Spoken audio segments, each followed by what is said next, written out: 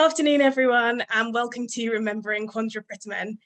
It's a pleasure to have so many people join today, and I've seen from the chat that you're joining from all over the corners of New York and much further to remember and celebrate the life of such a remarkable woman.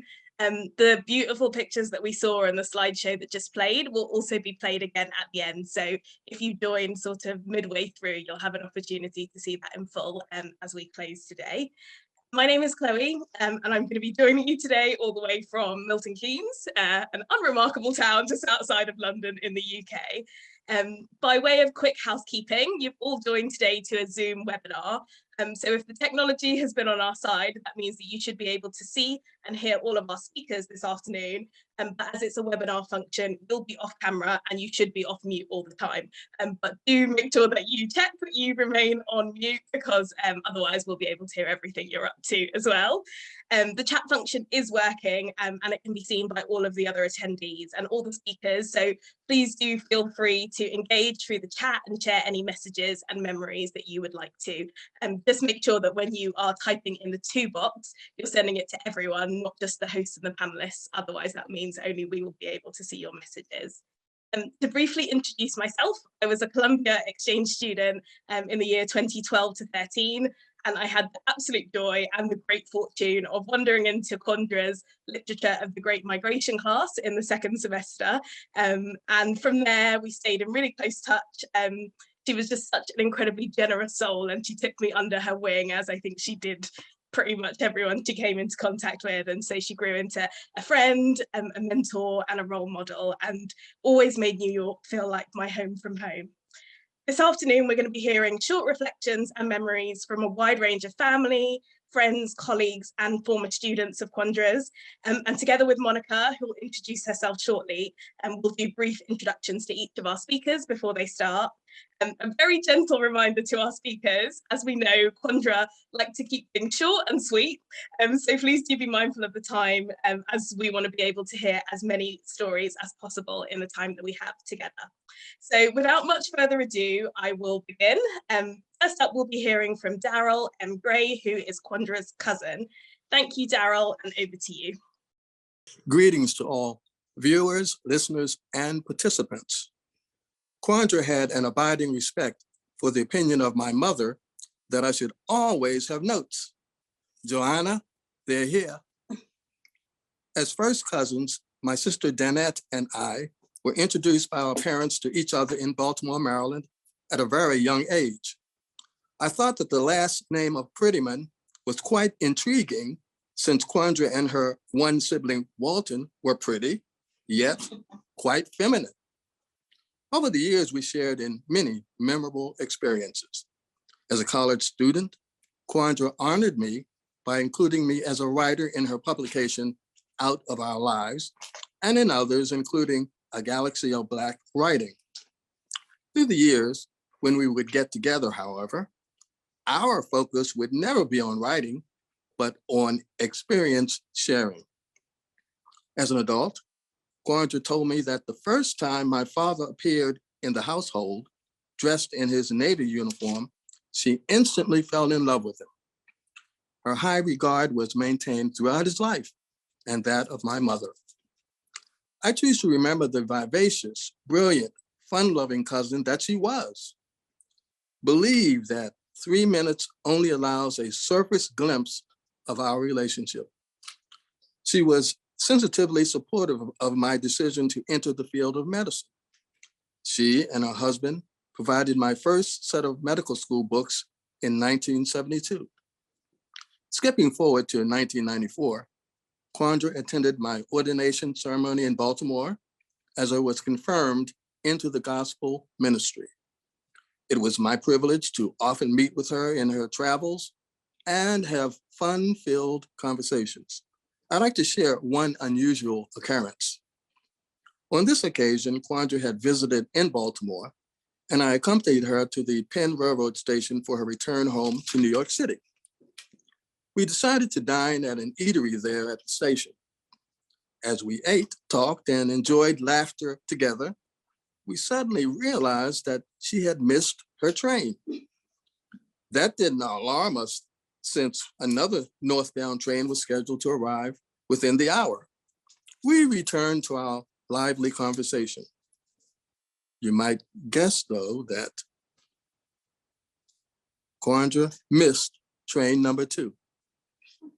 I was intent then that northbound train number 3 would have Quandra on it. We left the eatery and I positioned us at the gate of departure.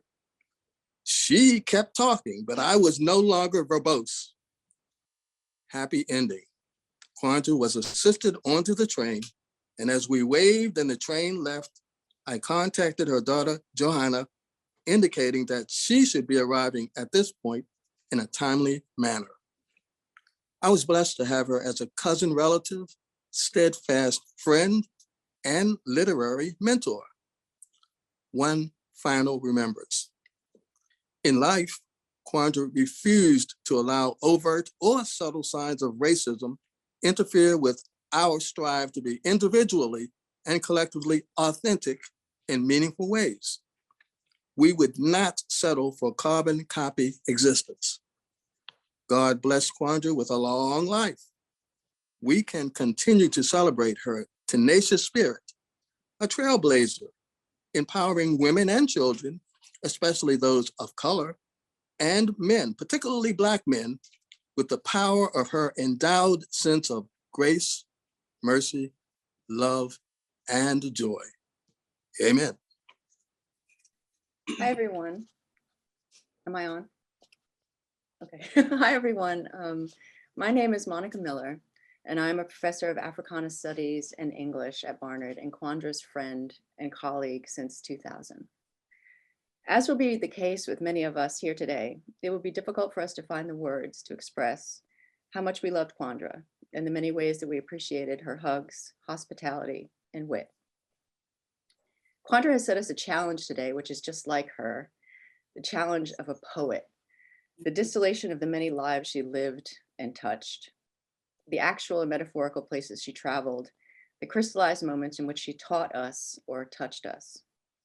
When I think of Quandra, I think about the light but meaningful touch of her hand and also her girlish whisper, 2 ways in which she indicated that she had something to say and that your attention was wanted and needed.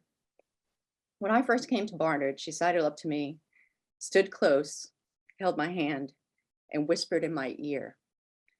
I won't tell you what she said, offering a single phrase, a promise of support, mentorship, and love, a caretaking of me, and our mutual love of the Black literature and culture to which so many of us have dedicated our lives. Sorry. Over the last 21 years, her whisper and devilish laugh meant the world to me, and I'm grateful to be celebrating her with you here today. As Chloe mentioned, I'll get myself together a little bit later. As Chloe mentioned, we will be introducing our speakers today in small clusters, and they will each speak in turn. Now I'd like to introduce Professor Sue Reamer-Sachs, Emerita Professor of Psychology at Barnard, colleague and friend of Quandra's from the 1970s. Mary Cox, who's a community safety officer at Barnard, who's known Quandra also for many decades. And Professor James Basker, colleague and friend of Quandra's, who will speak on behalf of the English department. Sue. Hi, everyone. Thank you, Monica. And it's good that you started with a tear or two because it helps everybody know that it's going to be okay, that we can express ourselves. Outside, all snow-covered, trees and branches spread a simple quietude as I thought of Quandra and my memories that I wanted to share. Today, my reflections are for Johanna, Quandra's beloved daughter, whom I know as a teacher and from years ago as a friend of education. Dear Johanna, remember when you used to come sit in the education program little library lounge and dig into books on the 3rd floor of Millbank? Your mother always knew where she could find you in the early years when you wandered into our spaces and we welcomed you, an eager young reader. Your mother joined the English department in 1970, 1 year before I was hired jointly in psychology and education. She and I met early as we gathered for lunches at the faculty roundtable, then a meeting place. Never a dull moment there. Lunches, deep discussions about civil rights, about voting rights, arguments about young rising women writers, and we would merge, would we, with Columbia? Grounded, we tried to find our places as young activists with young children. And always we got around to talking. What were we having for dinner? With her fantastic collection of cookbooks, your mother taught me an early Barnard connection. Thus, lesson 1. The Joy of Cooking cookbook is really not enough, even if my own mother used it. Quandra, advised that I expand and explore food and cultures and other books. At the round table, and by the middle of the term, we began to talk about marking papers. Quandra's perspective and advice was to invade the student's writing with a few interventions is a no-no. For me, an old 8th grade English teacher and a stickler for grammar and punctuation, that was a tough order, but your mother was right. Lesson 2. Students' voices count, and overdoing it ruins important and often creative thoughts and writing. Lesson 3. Read and read and read. Our early years were the emerging times of many Black women writers, and the Schomburg Library in Harlem became a haven for all education program students who were involved there in some way. Many of Barnard's most significant writers developed and were supported in your mother's courses. Perhaps some writers evolve, but in our domain, it is teachers who guide the evolution. Your mother was an understanding chef, a beautiful writer, no commas, a sensitive and caring teacher. But there is no timetable for grieving, and there is never an end to loss. Mothers matter. Children matter. Your family and friends and our students are united in their connectedness and compassion for your mother. Carry your mother's memory in your being forever. It helps ease the loss, and its embrace is always with you. My sympathy and love as we remember. At the rising of the sun and its going down, we remember them. At the blowing of the wind and in the chill of winter, we remember them. At the opening of the buds and in the rebirth of spring, we remember them. At the shining of the sun and in the warmth of summer, we remember them. At the rustling of the leaves and in the beauty of autumn, we remember them. At the beginning of the year and at its end, we remember them. As long as we live, they too will live, for they are now part of us as we remember them.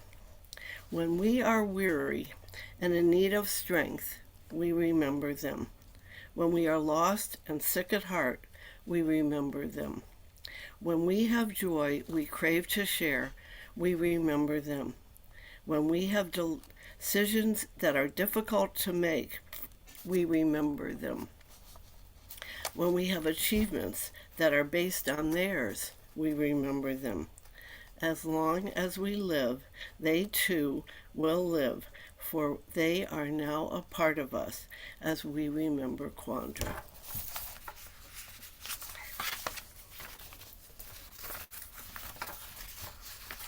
Mary? What I'd like to share about Professor Prettyman in the time that I've been here at Barnard for 3 decades is the 10 years that I worked in the day tour, and being around her when I would see her with her students and the joy that she brought to them. Professor Perriman,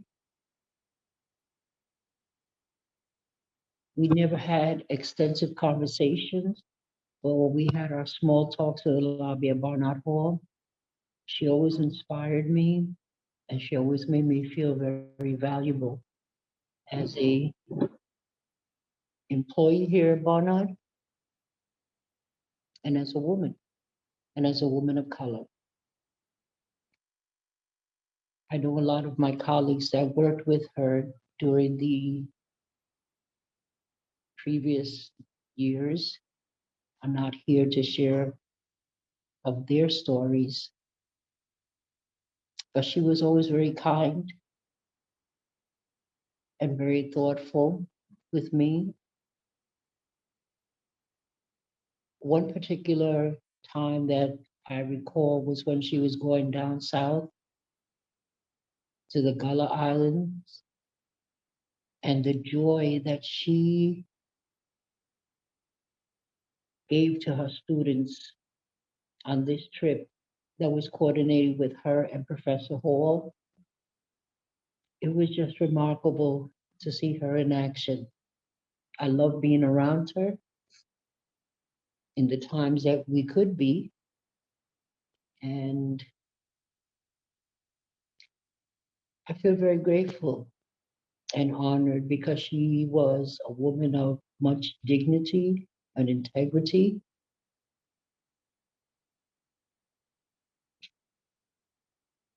And I missed her. I was shocked, like everyone. I missed her. And again, I want to thank the family for allowing me to participate in this memorial for her. She was truly a wonderful soul,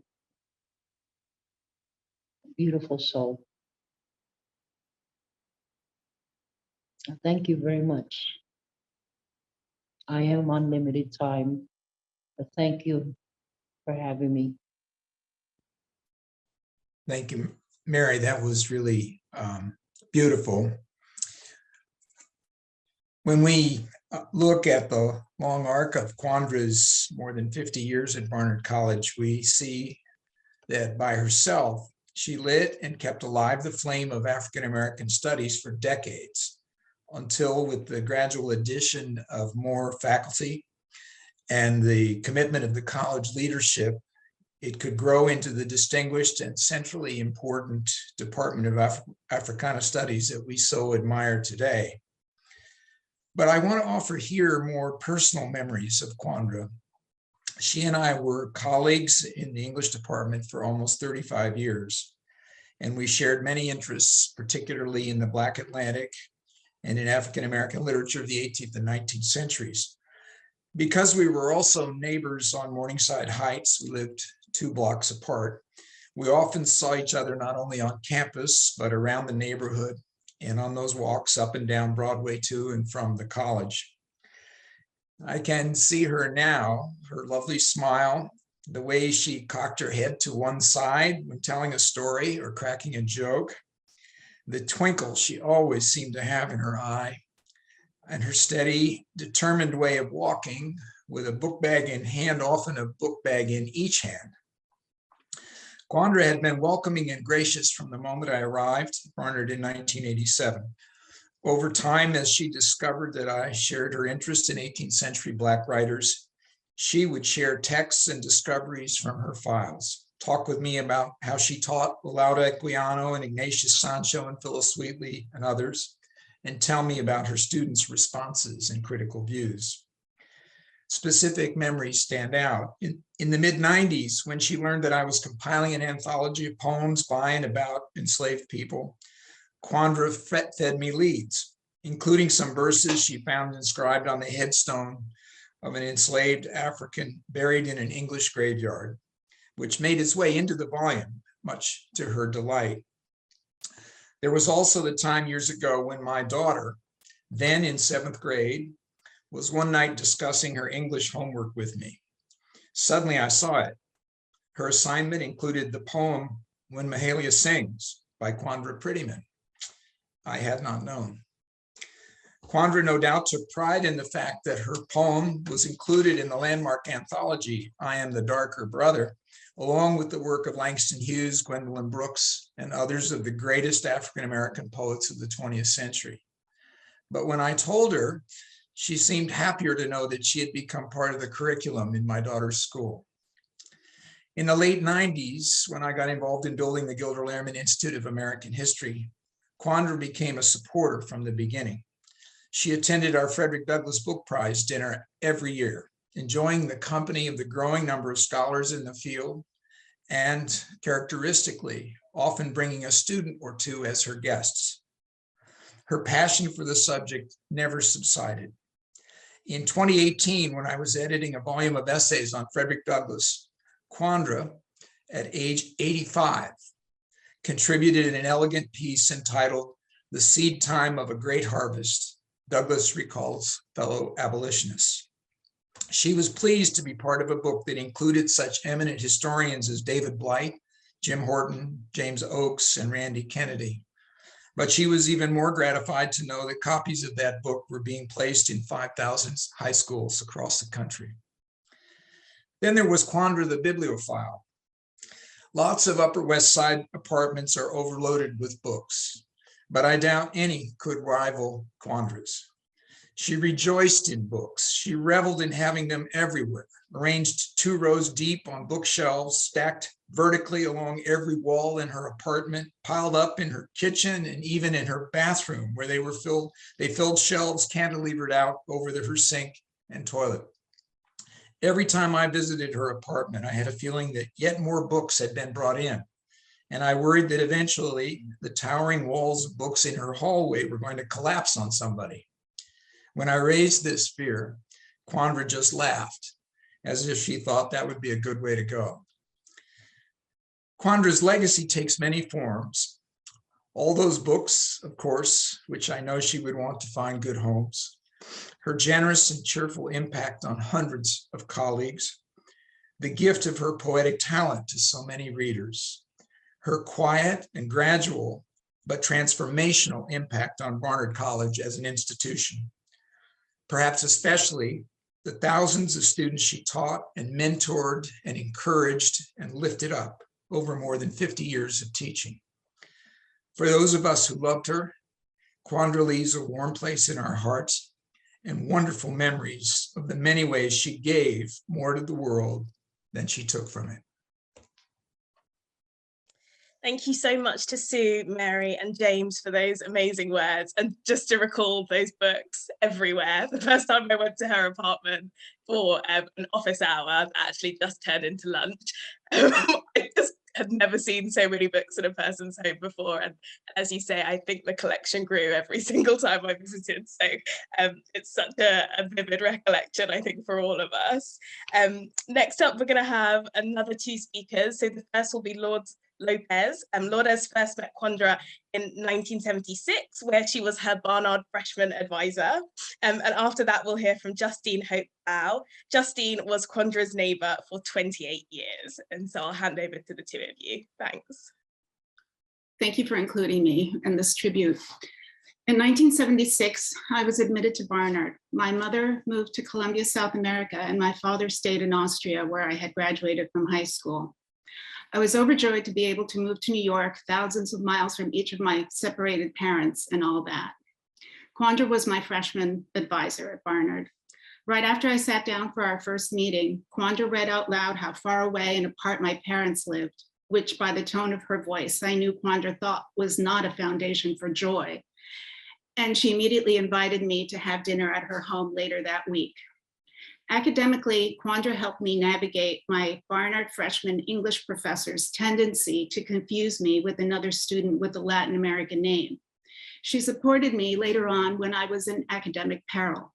But more importantly, that week in 1976, Quandra, her daughter Johanna, and their large apartment full of rooms, Quandra's beloved kitchen in particular, books, writing implements, and delicious food became constants in my life. Quandra overpaid me to sit with Johanna, who was at 6 when I met her, as wise and as observant as she is now. Sorry. I wrote papers on Quandra's typewriters. She had one typewriter that had ribbon cartridges in many colors. She prepared food for us in her well-outfitted kitchen. I had never seen a food processor before seeing Quandra's Cuisinart in 1976. And she offered good advice when someone in my dorm or my boyfriend upset me. I celebrated traditional holidays with Quandra, and Quandra's holidays, like her annual Capricornalia, a bacchanalia for Capricorns like herself. One time, after she and Johanna were held up at knife point in their apartment building, and Quandra was unexpectedly summoned to review a lineup, all sadly normal in 70s New York, I suddenly found myself preparing an elaborate paella for a dinner party to which Quandra had invited a couple of my dorm friends, Barnard faculty friends, and me. My friends and I met the delightful Professor Richard Pius that night and thought, he's just like us, only much smarter. For many years, Quandra's best friend, Susan, was better off than most people I knew, and Susan lent my sister, who had moved to New York in the early 80s, and me money, and a house Susan had on Fire Island. Among many kindnesses, Johanna's father and Quandra's ex-husband, John Stadler of Salter's College Bookstore, helped move my sister into an apartment and never hesitated to cash checks for me. When I got married in 1991, Quandra negotiated a Cold War seating peace plan between my mother and father. I have a photo of Quandra wearing a face mask while holding my newborn daughter, Amanda, at Lenox Hill Hospital. Quandra indulged her love of paraphernalia like face masks were in 1997 with my husband, who likes gadgets. He and Quandra exchanged presents of things like nano whisks and pickle pickers. I was lucky to have Johanna as my daughter's guardian angel at Trinity School, from which Amanda graduated in 2016. After Amanda helped Quandra organize documents and put together a PowerPoint presentation for her early African American literature course, Quandra wrote me a lovely note to thank me for sharing Amanda with her. I'm grateful that Quandra and I were able to have long conversations in her apartment last summer. She told me what she missed most about being healthy was being able to walk in and out of her kitchen. Thank you. Hi. Quandra and I were neighbors for 28 years. My apartment is right under hers. And those books that the others talked about, I did wonder sometimes if, the weight of the books might come down upon me. Entering Quandra's apartment, I would be met by a rush of richness, of culture, history, erudition, and warmth. Besides her thousands of books, she had a big kitchen with 2 pantries, an extra refrigerator, and a deep freeze filled with food. The magnificent quilt that Kim Hall's mother made her, her blue and white pottery from her trips to Amsterdam. I loved her study, overflowing with papers and books. It was the study of a quintessential intellectual. Whichever way you looked, you always saw something new and interesting. That included the marvelous view overlooking Broadway, which reflected Quandra's own broad perspective.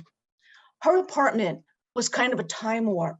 She evoked the 1950s when she would mention Coretta Scott King was her advisor at Antioch. And when she spoke of her bohemian friends in the West Village boarding house where she met Bill, she referred to James Baldwin as Jimmy. But she also lived in the present, kept very much up to date by teaching her Barnard students, reviewing new influential books all the time for Publishers Weekly, and by her close relationship to Johanna and her friends. Quandra's favorite thing was to be at home holding court with her friends. She smoked more cigarettes, drank bourbon, and pointedly refused to exercise. Yet she was youthful. She endlessly loved to play with language. Our friendship grew slowly. When my kids were little, she generously bought magazine subscriptions for their PS9 fundraisers. She always wanted my kids to stop by her apartment on Halloween. When I met my husband, Doug, he really took to her and Bill, and we started having dinners together. After Bill died, It comforted Quandra that I was downstairs. If I heard a thump upstairs, I would text her to make sure she was all right. It was a privilege to be needed by Quandra. I needed her too. When I started teaching college writing workshops, Quandra really readily gave me notes when I was grading essays. She mentored me, and her professional editorial guidance helped me to be a better professor. One of the best bits of advice she gave me was not to devote too much time to the students in class who were unruly, to make sure I paid attention to the quiet students too. The morning Quandra died, some of us had a feeling that she had passed. Kim Hall said that's because Quandra had a powerful spirit. Quandra was special. She knew it, and everybody who knew her knew it. She'll continue to be a beloved presence, to have an impact on all of us who knew her. Thank you.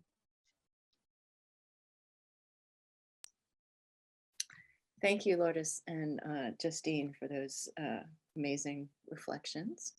Now we'll have two additional speakers. I'd like us to welcome Marilyn S. Mobley, Professor Emerita of English and African American Studies from Case Western Reserve University. Quandra was her professor for her freshman English class at Barnard in 1970. And then we'll hear from Amber Abrams, Barnard class of 2004. Quandra was her professor and mentor. Marilyn. Thank you. I'm so honored to be here, and Johanna and the family, I still extend my condolences to you. I met Professor Quandra Prettyman during my freshman year in 1970, the year she became Barnard's first full-time Black faculty member. While activism was raging in the streets and on campuses across the nation, including Barnard and Columbia, Quandra was engaged in her own form of activism in the classroom. The space scholar Bell Hooks once called the most radical space of possibility in the academy.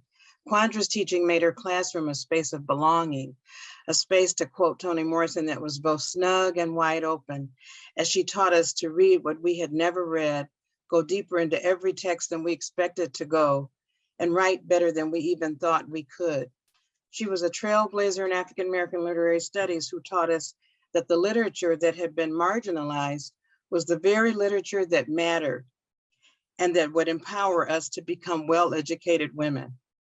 She taught us that in Black literature, culture, and intellectual life was not only ongoing critiques of oppression in all its forms, but a wellspring of Black resistance, imagination, and love. And as a result of her influence, I did a double major in English and education. I took, I don't know how many classes with her, and later became an English professor, teaching some of the same writers she taught to my students. Regardless of their major, many of my sister classmates from the 70s, including Julianne Perry Broomfield, Deborah Thornhill, Rochelle Vicki Brown, Frances Sadler, and the late Judge Sheila Abdul Salam, to name a few, we all stayed in contact with her even after we graduated. Over the years, Quandra became my mentor, and later what I call my mother sister friend, in the wake of my own mother's passing. As Johanna knew, Quandra's guest room was my room, though I know many of my fellow alums who stayed at her home thought it was their room. That same room is where the quilt hangs that the Barnard alums and students gave her when she retired the first time, I believe, the first time. When I signed it, I did so with tears in my eyes as I reflected on the tapestry of knowledge, culture, and community that she bequeathed to us. Her home was a kind of sanctuary and salon where the teaching and the storytelling never stopped. Books were literally everywhere, a sign of her wide, voracious, and eclectic taste in reading. Any Black writer you could name, she had a story about them, telling you where she met them or how she reviewed their work or when she taught them. And as a collector and reviewer of cookbooks, Quandra taught us how Black women's cookbooks were gold mines of history, of politics, of culture, and memoir by another name. Quandra loved hanging out with us at our Barnard Columbia Jam reunions. And we loved watching her cut a rug on the dance floor and hear her brag how she had worn out her dance partners. As sweet as she was, she could be cantankerous. But even when she corrected you, Quandra did so with love to teach you something, to expand your thinking, and to invite you into a more expansive, inclusive worldview. Quandra was a phenomenal teacher and friend. She helped blaze a trail with her bold, incisive intellect and her unapologetic respect for the diversity and complexity of Black life that led to the formation of the interdisciplinary academic field we know today as Africana Studies. I count it a blessing to have known her for over 50 years. I pray that her legacy to us and to Barnard will be a blessing. Well done, Professor Quandra Prettyman, my beloved mentor and mother, sister, friend. Well done. Hello, everyone. Thank you, Marilyn. Thank you, everyone, for this opportunity to remember here. So someone said earlier, it's never a dull moment. When I last left Quandra's apartment this past September after a visit, I left wearing one of Quandra's dresses and she was wearing mine. 3 minutes to try to reflect on more than 20 years of mentorship, learning, sharing, and friendship is not enough. I could go on for hours about the ways in which Quandra shaped my life, my world, my ways of being and teaching. But let me start by saying I love Q. It's still present tense. I'm still accepting all of this. So excuse the quaking voice. I met Quandra as a first year at Barnard. She took no nonsense from me as I walked into her seminar with the sassy attitude of a student who had always excelled at literature courses and who thought they could write. My first semester with Quandra was an intellectual reckoning for me, a lesson in the reality that you're always a student in life. Quandra whipped my writing into shape while helping me develop a deeper intellectual curiosity, to look more widely, to think a little tangentially to the words on the page. Quandra's classroom sparked in me a fervor for the backstories and for critical engagement. As I realized I could not change the world by becoming a lawyer, I also learning with Q helped me see what other ways to positively influence the world. Quandra's attention over the next 4 years to developing my writing, her energy and willingness to work with me every term to motivate to Barnard to allow me to keep pursuing a special major. The hours and hours she and Bill welcomed me sitting on their couch, discussing my research and reworking thesis chapters. The way she opened her home, her books, her kitchen, her heart to me. These are the lessons that I take into my own teaching, supervising, and relating. Quandra modeled in my life, giving time for students, intellectual and honestly all other kinds of generosity, love and patience with those who are learning. She shaped my world beyond teaching and mentoring me all these years. We became friends who would meet and share life and drinks and food mostly. The secrets, the whispers, the giggles, the shared eye twinkles and hugs, those hours on the phone through surgeries, deaths, miscarriages, and most recently, toddler travel advice. Those special moments, her love, her support, her wise tidbits and fervor for life. I wish I could recount that for everyone. But how could I even try in 3 minutes? What I can say is that she taught me to savor things, shared tapas plates, cookbooks, strolls between campus alleys and 107th, to slow down a bit, to explore tangents and side roads, good drinks and hidden grocery store aisles or bodega cafes, to read the whole book, all of its parts, to sit down and enjoy an outdoor cafe and to savor the morsels of delicious food. Quandra, I'll carry with me your naughty, knowing smile, your calm presence to advocate and fight and a strong sense of justice, but also your fervor for appreciating, savoring, discussing, and slowing down, for sharing a meal and spending time. I love you and I miss you. I thank you for loving and being patient with me.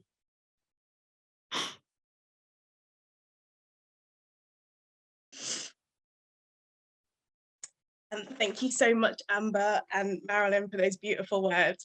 it's funny, Marilyn, I thought that was my room, but I guess we were sharing it. And I see Amber saying, I thought it was mine too. So it's just so typically Q that when you were with her, you kind of felt like the only one. And then you come together and you're like, oh, there's thousands of us from decades. So yeah, I'll always cherish that. Next up, we're going to be hearing from Sasha Telfer and then Pam Cobran. Sasha is a Columbia student and a former student of Q's, and a part of the salon that students formed who continued to meet with her after she retired for the last time. She'll be reading a poem from Quandra's collection, Safe House, which, as you might have seen Kim post in the chat, friends are working towards publishing this, and hopefully there will be more details in due course, but please do reach out if you would be interested in this project, or if you have any connections in editing and publishing that you would like to lend to it. After Sasha's poem, we'll hear from Pam, who's a senior lecturer in the Barnard English department and a colleague and friend of Quandra's. Thank you. Before I read the poem, I just wanted to say a few words. And in the scheme of things, amongst the speakers, my time with Quandra was relatively short. Luckily, it doesn't take long to fall in love with her. I had the pleasure of being a student in her class, Explorations of Black Literature, in the fall of 2019. As noted, that was the last of her actual retiree. That's the year she actually retired, as opposed to all the false starts before that. And so I had the honor of being in her last cohort of students at Barnard in Columbia. Our friendship was one born of necessity, as she often asked one of our students to escort her home via taxi after her class. And what started as a favor to her ended up being a delight for me. My trips to her home started getting longer and longer, and before long, I would count her as both a friend and a mentor. Her home was always welcome to her students, as noted before, and I actually ended up spending Thanksgiving at her home that year. As students, we were incredibly sad to say goodbye to her. So as mentioned, we did have a meetup called Quandra's Corner, where we met regularly via Zoom, thanks to Johanna's assistance in the technology department. As others have noted, she exemplified the type of person that any educator would aim to be, and serves as a shining example of how to be a mother, friend, and educator, especially for women of color. As such, the selection that I've chosen to read from A Safe House is entitled A Song for My Skin. A Song for My Skin. My skin is thin, pins prick it. My skin is porous, pain filters through. My skin is translucent, it can see in the dark. My skin is absorbent, it soaks wonders in. My skin is brown, it blends with dunes and pastures. My skin is scarred, my history writ on me. My skin is elastic, it contains all of me. And then one more slightly fun note, as noted before, Quandra had a love of, bourbon and her hard to find cigarettes, right? And I, tried to admonish her and say I wasn't going to purchase them for her anymore. And she told me that, salt, alcohol, and smoking were the ways of preservation for thousands of years. So that might have helped in her longevity. But that's just one of many examples of, witticism of Quandra, and I'm honored to have been part of her life. Thank you. Hi. In the program, my title, professor and affiliation of Barnard College, make it sound like Quandra and I had a purely professional relationship. And maybe we did once. I don't remember that far back. I don't remember when Quandra became a part of my life well beyond work. The lunches and dinners and drinks, the stories she shared and the recipes she described, the 2 to 3 frozen ducks that she always seemed to have waiting in her freezer for some occasion to make. I always felt she had so much more to offer me than I could ever offer her, but that didn't matter to her. I know it didn't matter, because if it did, she would have let me know, probably with one look. She could let you know anything with one well-considered look, usually accompanied by a pause. In the 3 minutes I have today, I have time for one anecdote, which I shared recently with some people who are here today. Quandra started coming to Passover Seder at my home maybe 15 years ago, although I can't timestamp it. Oren and I host at least one Seder every year, and Quandra has come to every one for as long as I can remember. Some years there were as many as 40 people, and last year in 2021, only 8. That year, Wendy Shor-Haim came to Seder specifically to see Quandra. Quandra has always been at the table, a storyteller participating in an evening of collective storytelling. In 2014, for reasons too complicated to explain now, my entire family, except my mother, was overseas during Passover. Tina Cam, a Barnard professor at the time, and I decided to co-host a Seder that we titled The Passover Seder for Wayward Women. In attendance, Kim Hall, my mother, Toby Coburn, Cecilia Lee Spahn, Tina, myself, and of course, Quandra. As we all sat down at the table, I realized that while Tina and I had carefully planned the menu, I had no plan for the Seder service. Quandra, without hesitation, pulled from her bag a giant book and said, "Let us begin with a poem about Moses." She explained it was written by a Black female poet and would open the service. She then went on to brilliantly lead the evening as if it had always been the plan. And maybe it was. Quandra was always a few steps ahead and could always command a room. While writing this, I found the one picture I took of that evening. Quandra is at the table with the aforementioned giant book. On top of that book is an old Manischewitz recipe fold-out I had from the 1970s. And although I don't remember showing it to her, I must have, knowing she would find it interesting, as anyone who knows Quandra would know. In 2021, at Quandra's apartment during one of my last visits, I brought that Manischewitz recipe fold-out that I had received from my mother. I think I hoped giving it to her would translate and say the things that words alone might not, about how much I loved her.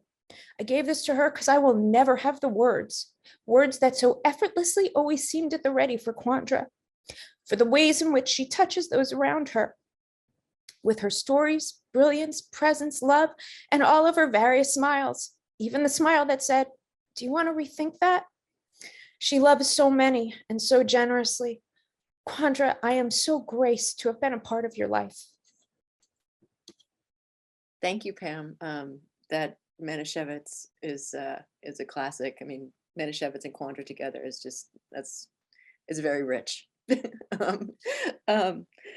Our next speaker, two speakers, will be Emmanuel St. Jean, who is a Barnard class of 2004, for whom Quandra was, as she was for many of us, a special friend, mentor, and guide.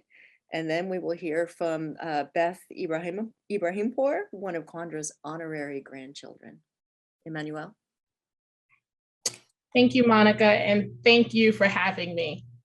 Quandra was a huge fan of former First Lady Michelle Obama and collected all things about her, whether it was a bag, books, whatever she could get her hands on. I had the privilege of hearing Flotus several years ago say that everyone should have 3 types of friends. One who walks ahead and you follow, someone who is next to you at every step of the way along the journey, and one who has cleared the path ahead and reaches back to bring you along. I'm absolutely blessed to say that Q was all 3 for me. Our relationship did not start like that. When I was in her final first-year English class 22 years ago, she captivated and challenged me. For my second paper in her class, she had made some brief comments, and I addressed them, or so I thought. I submitted the final draft, and when she returned it back to me, it said the letter D. And she said, quote, "Emmanuel, this is a natural disaster. I don't understand how someone who wrote such a beautiful first paper could have submitted this. This is a red herring in itself." When I spoke to her about the comments, she responded, "Revise means to rewrite." Quandra knew I could take the paper to another level. After that class, I said I would not take another class with her.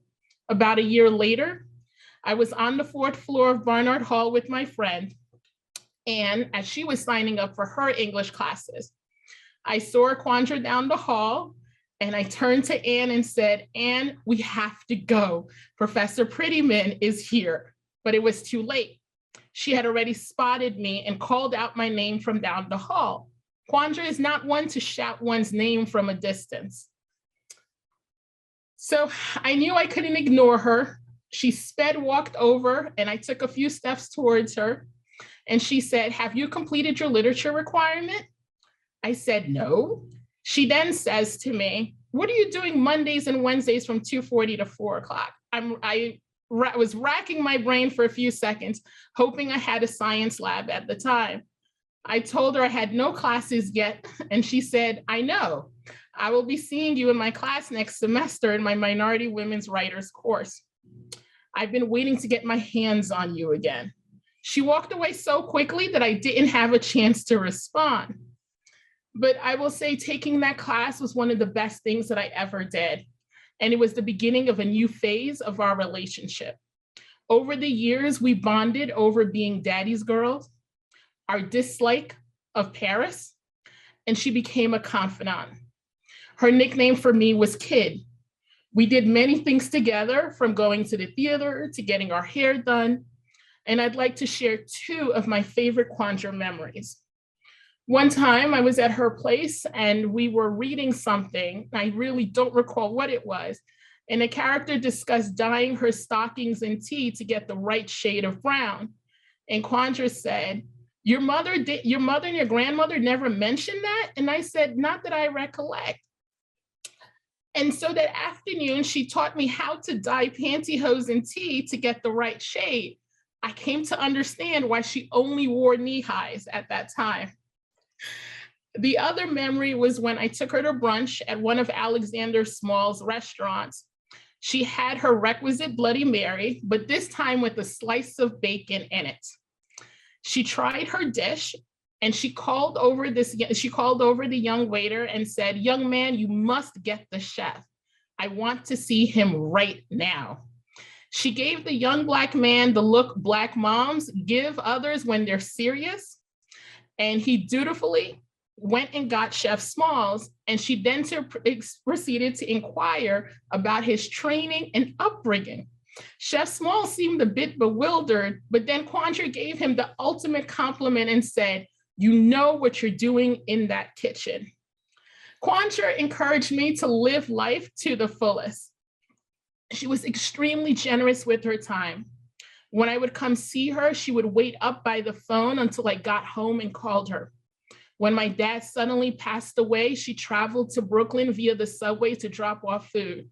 And Quandra was not a lover of the subway. I will always be grateful and appreciative of the time she shared and dedicated to me. I am also indebted to her daughter, Johanna, who shared her mom with so many of us for so many years. Quandra had exceptional standards, and I think it's safe to say that Johanna was the best daughter she could have hoped for. So thank you, Johanna, for your generosity, your time, and the energy, especially this last year. Thank you. My mom met my Aunt Joanna in first grade at St. Hilda's in St. Hugh's School. Since then, they have been like sisters, and when I was born, Aunt Joanna became my godmother and Granny Q became my great godmother. Granny Q was like a grandmother to me. She educated me, laughed with me, scolded me, comforted me, and loved me. When I was younger, I used to go to her house a couple days a week after school.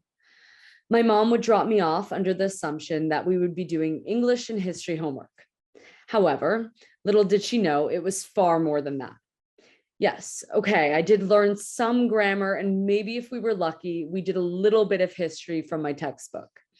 But for the most part, we sat and laughed and talked about everything, about life. I would ask her about her job and listen in amazement to her so casually talk about leading these huge lectures with what I envisioned were scary college students. I looked up to her. Granny Q, my Granny Q, was not afraid of anything. She had respect and intelligence, and I knew that someday I too could be just like her. Most of the days that I was at her apartment, the topic of my swimming would one way or another come up. Many of you may not know this, but I have been a competitive swimmer since I was 7. And so, of course, that meant Granny Q would hear all about my accomplishments in the sport. I always told her about how I planned to break records and beat all my competitors. And she would always ask me how I planned to train for these quite large goals. And that would lead to another 15-minute rant and discussion about my training inside and out of the water. After both Granny Q and I had exhausted all swimming-related questions, we decided it was time to go to the kitchen to eat. Our personal favorite lunchtime meal was sushi, goldfish, and an orange LaCroix. She would sometimes let me read her students' work as we sat in the kitchen. We didn't talk much during our meal times, and in fact, the only sound that could be heard was the occasional comment from my 12-year-old self, "Wow, that's really good," or "How can they write like this?" And usually after answering a few of my questions, Granny Q and I would just go back to reading silently and munching on our food. Even in times of silence, I could feel her warm and loving presence. The last time I saw Granny Q was the weekend before she passed away. I didn't stay long because she needed to rest, but we shared a very meaningful moment that I would like to share with all of you. I stood beside her bed, and of course, we talked about my swimming. I told her, for the last time, that I was going to break an individual record for the Trinity School swim team. I saw as her face broke out into a huge smile, and she laughed and said, "Ah, yes, the swimming." Then she said something that really stuck with me. She said, "Beth and Candy," Candy being my mother, "I can't swim with you guys anymore. You're going to have to swim for a while without me now. But you guys are fast little fish. You'll be able to do it." I knew exactly what she meant. Granny Q knew that she only had a little more time with us, but she wanted to tell us all that we'd be able to make it without her. She couldn't swim with us any longer on our journey, and we all had to move ahead, but she would always be in the water, in our memories. She would always be swimming with us in spirit. As I left her apartment, I felt the same sense of calmness I had felt all those years ago between Granny Q and I, when we were sitting in her kitchen, eating sushi and drinking orange LaCroix. Thank you so much, Beth, and thank you, Emmanuel. Those are just such beautiful stories. And the Bloody Mary reminds me of when we would eat out, and she would tell me off if I left any bacon in my BLT sandwich and then eat the rest of it herself, because bacon was just not a thing to be wasted. So I'm seeing the consistencies between all of these tales. I'm next going to introduce our next two speakers. So first up, we'll hear from Professor Yvette Christianse from Barnard's Africana Studies Department, who was a colleague and friend of Quandra's. And after this, we'll hear from Professor Kim Hall, who's been a colleague and friend since she came to Barnard in 2006.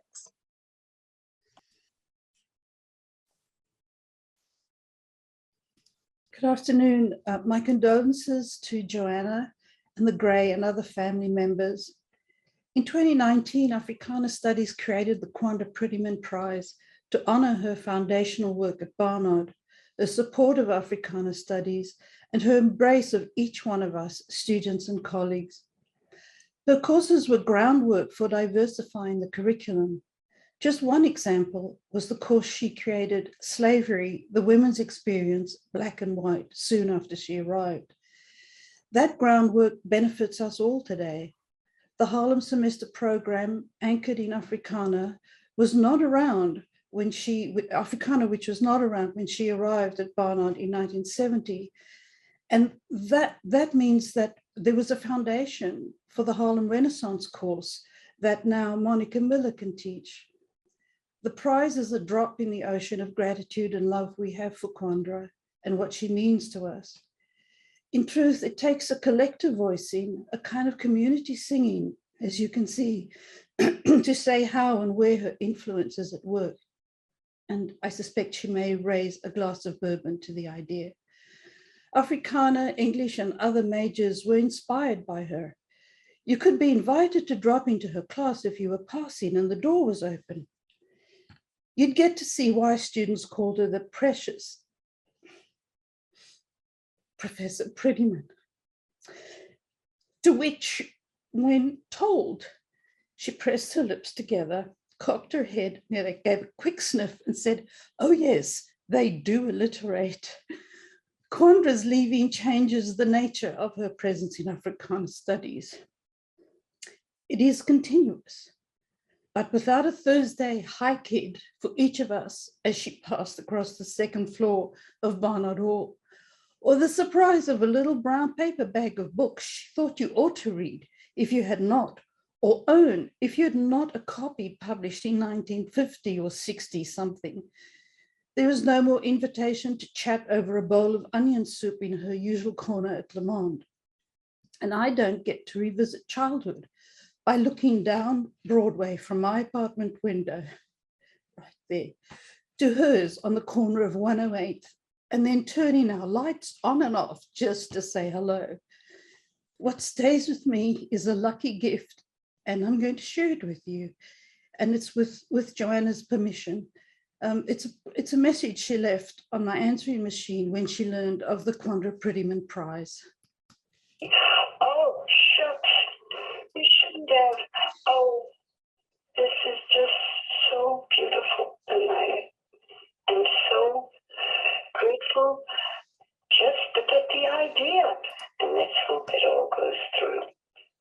See you soon for our regular, maybe sit down and catch up. Bye-bye. Oh, shucks. Sorry.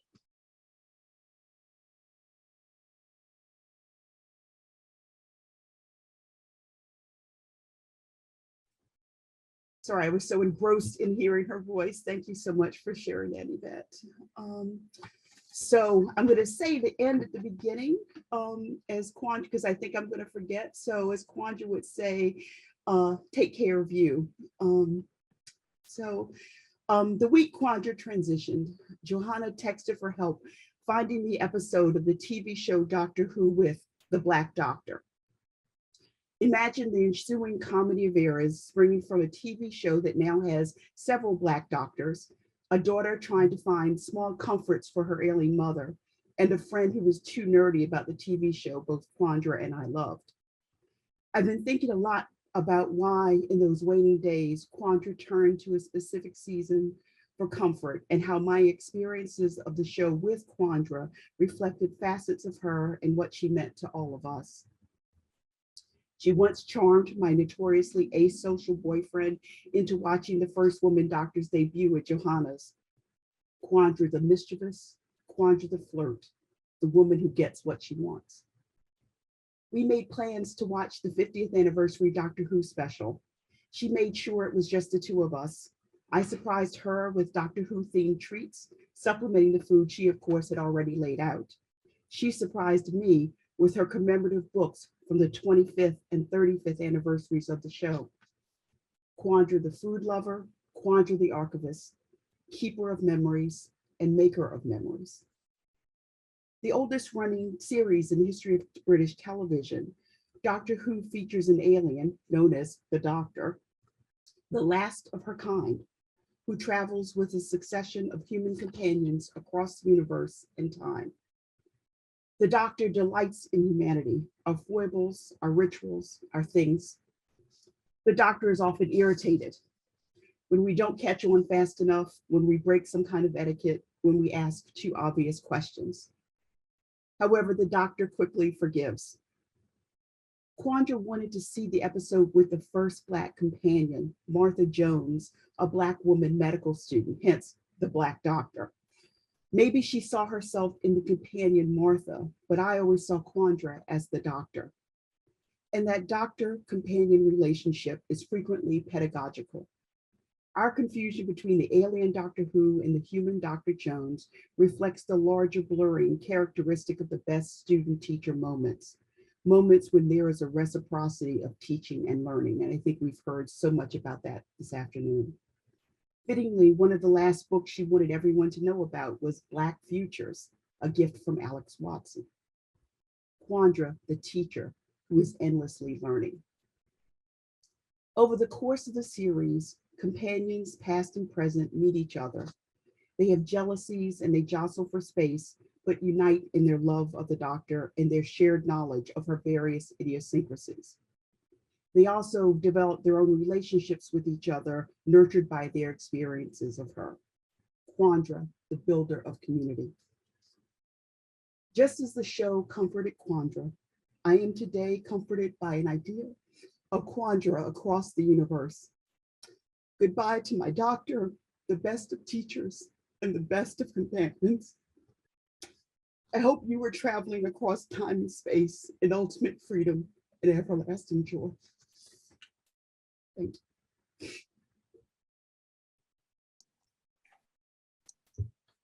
Thank you, Yvette and Kim. Finally, we welcome Professor Alex Watson of Barnard's English Department and Quandra's office mate, who will also read from Quandra's poetry manuscript, A Safe House. Thank you. Good afternoon, everyone.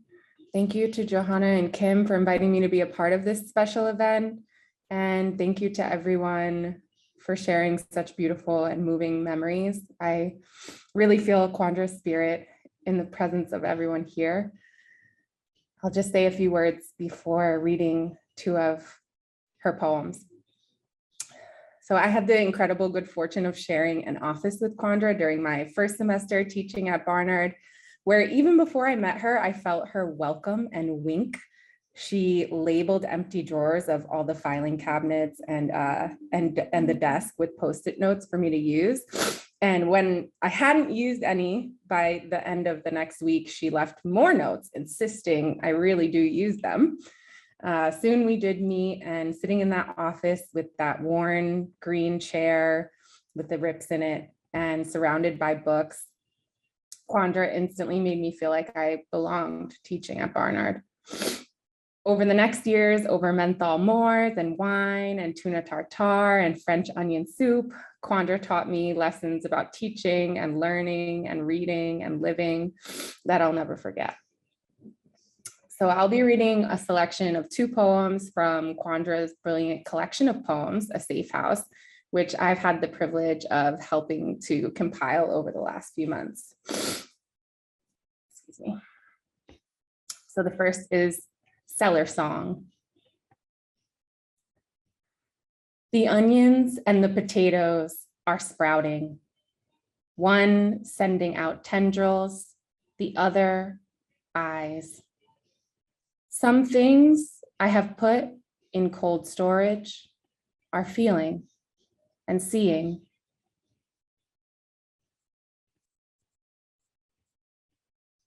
And this one's called The Way Home. Here, all is real. Too much is short. Dark comes before we see the light. Here, much that is hard. Time runs, tears save none, love only eases some. Here, little is long. Few things hold us, yet those return who have seen utopias. Thank you.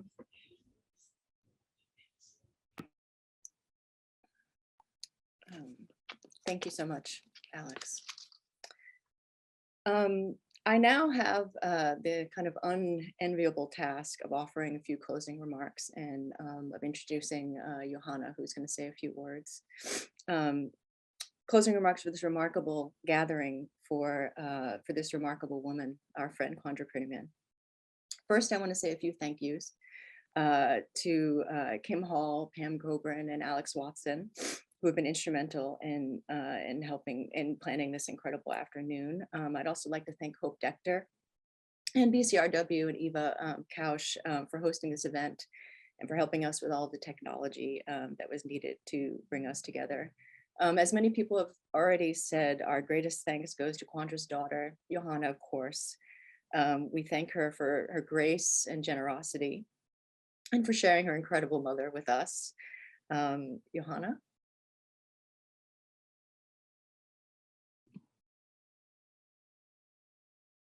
I want to thank everyone today. Those of you who are sharing your presence, I want to thank everyone who shared stories and memories. And I really appreciate everyone who helped with organizing. And also to those of you who didn't get to share stories and memories today, I know there are so many others out there, and I look forward to hearing those at other moments because the stories are what will hold my mom in our memories and what keep us all going. So thank you all, lots of love.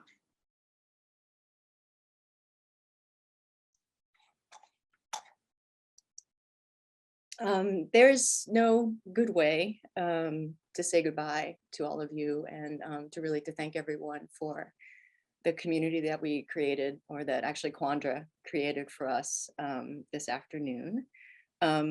So I'm going to quote a poet by reading this poem, which is called "This Is My Life" by the 20th century African-American writer William Stanley Braithwaite. I could hear Q's voice in this poem, so I wanted to offer it as a way of leave taking. After I'm done reading this poem, the slideshow will come back and for a moment, and then we'll fade out. Again, I want everyone to take care of you, as Kim mentioned, and for everyone to be well. This is my life.